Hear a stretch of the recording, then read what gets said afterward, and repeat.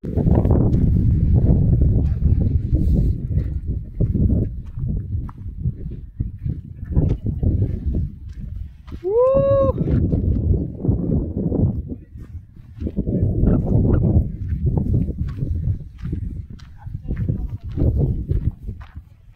Guys, यो हाम्रो कोराला border Mustang upper Mustang भन्ने ठाउँमा कोराला बोर्डर आइपुगेका छौँ हामीहरू। यहाँ एकदम धेरै गाह्रो भइरहेको छ, सास फेर्न धेरै गाह्रो भएको छ हामीलाई। हावा चाहिँ धेरै जोडले चलेको छ अनि चिसो चाहिँ धेरै भएको छ, धेरै जाडो छ यहाँ। साथीहरू हेर्नुहोस्, यो हाम्रो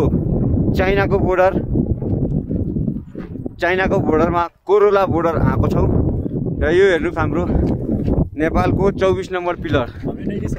24 नम्बर पिलर यहाँ हेर्नुहोस्, यताबाट हेऱ्यो भने यताबाट चाइनाको 24 नम्बर पिलर, त्यही हो चाइनाको पिलर हेर्नुहोस्। अनि त्यो हेर्नु भयो भने त्यो सबै टेन्टहरूमा सामानहरू, चाइनिज सामानहरू पाउँछ।